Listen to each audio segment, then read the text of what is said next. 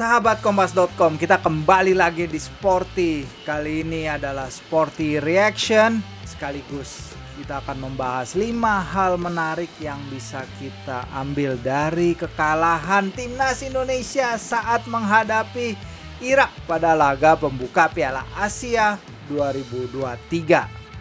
Timnas Indonesia harus mengakui keunggulan Irak 3-1. Mohanad Ali membuka keunggulan Irak terlebih dahulu lewat gol pada menit ke-17.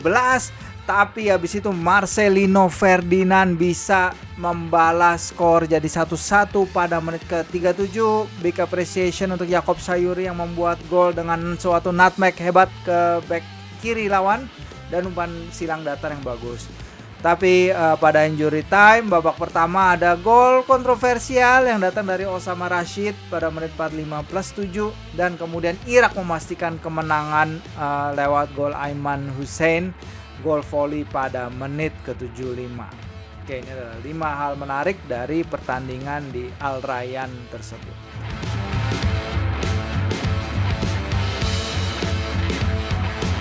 Pertama, line up muda Garuda. Line up muda ini ya kita tahu Indonesia datang ke turnamen dengan tim termuda dari semua kontestan lain.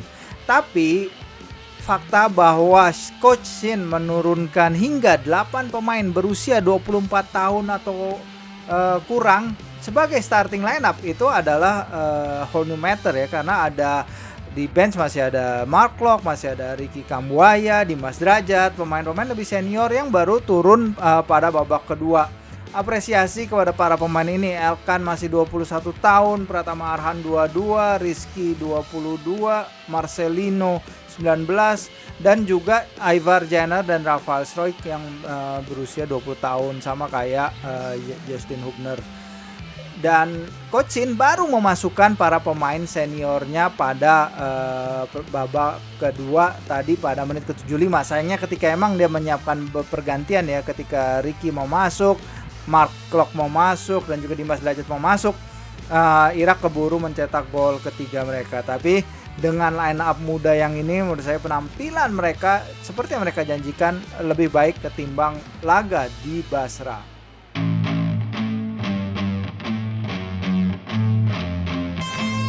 2. Marcelino Ferdinand dengan gol pelepas dahaga selama 16 tahun. Marcelino Ferdinand jadi pencetak gol pertama Timnas Indonesia di babak utama Piala Asia sejak Eli Aiboy membobol gawang Arab Saudi pada 14 Juli 2007 silam. Di gol itu, rentang antara kedua gol itu adalah 16 tahun, 6 bulan, dan 2 hari. Atau lebih tepatnya 6030 hari silam. Nah, kalian ngapain aja pada 2007, dan ini adalah perbedaan waktu yang sangat jauh dari 2024 sekarang ini.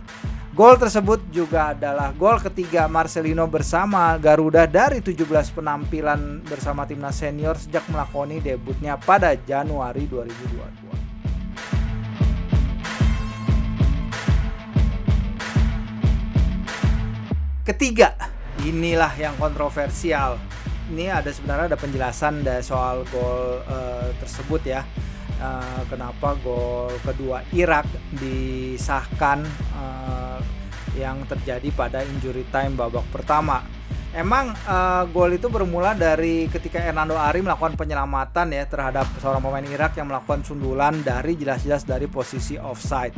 Tapi bola kemudian di-recycle, di mana Rafael Stroik dan beberapa pemain lain gagal menghalau si kulit bundar. Akhirnya bola didaur ulang oleh para pemain Irak, di switch ke sisi kiri penyerangan Irak, terus dilepas tembakan keras yang hanya bisa dihalau oleh Hernando Ari ke kaki Osama Rashid untuk mencetak gol kedua Garuda. Nah, ini ada penjelasan juga dari teman gue dari Box to Box, si Dex Gleniza, lewat X-nya, tapi dia juga ngomong ke gue ya. Jadi emang protokol VAR itu berlaku untuk 4 kejadian ya, ada gol, ada penalti, ada kartu merah langsung, dan mistaken identity, yaitu kesalahan identitas dalam dalam insiden di lapangan. Insiden yang seharusnya offside tadi itu menurut dia kan tidak langsung menghasilkan gol Irak, tetapi bolanya melewati beberapa fase lain. Meski memang gol itu nggak jauh dari kejadian. Ini bakalan jadi offside andaikan kejadiannya langsung berbuah gol. Ini yang kita lihat pada gol ketiga Irak yang sempat dianulir karena pemain nomor 16 mereka telah berada dalam posisi offside. Semi-automated offside bekerja dengan efisien pada momen itu sehingga bisa dianulir. Jadi menurut Dex ini memang adalah sebuah loophole di peraturan VAR yang juga dipakai oleh AFC ya. Menurut dia bukan masalah berapa lama kejadian antara heading yang offside itu seharusnya dengan kejadian gol, tapi rangkaian kejadian yang berbuah gol di mana seharusnya para pemain Garuda bisa dalam suatu fase membuang si kulit bundar jauh-jauh. Tapi memang rangkaian kejadian yang membuat VAR tidak bisa mengecek ulang.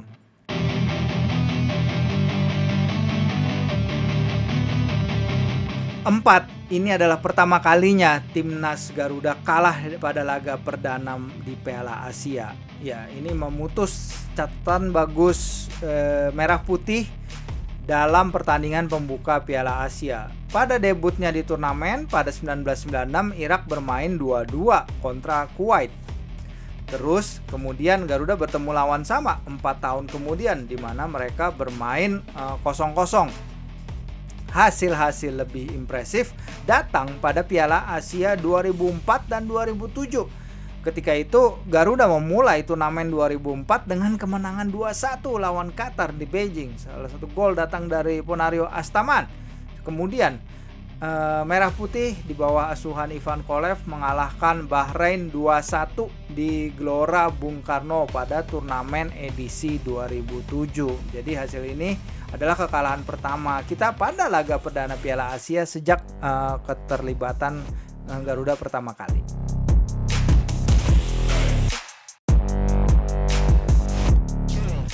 Oke, yang kelima adalah ketenangan di lini pertahanan. Ini yang jadi catatan juga ketika kami membuat preview di Sporty di kompas.com ini ya, sahabat kompas.com.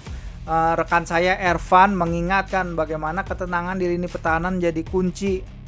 Tapi pada laga tadi memang Garuda bermain defensively masih lebih bagus dari ketika bermain di Basra ya. Tapi ada beberapa momen di mana lini tengah dan lini belakang tidak bermain setenang yang diharapkan. Ini bisa jadi karena organisasi yang kurang, bisa jadi karena beberapa back harus step up dari posisinya, terutama kita lihat Jody Amat ya, dia step up dari posisinya, Erkan Bagot step up dari posisinya, berusaha untuk mengcover ruang tengah, menutup garis di depan lini pertahanan. Ini yang membuat barisan pertahanan kita kurang tenang dalam bertahan, karena kita lihat satu bola dari tengah berujung gol pembuka dari Irak. Terus kemudian dalam proses terjadinya gol kedua, itu tadi kita sudah bahas bagaimana para pemain sebenarnya punya beberapa kesempatan untuk menghalau bola, tapi kurang cepat dan para pemain Irak memang lebih cepat menghampiri si kulit bundar.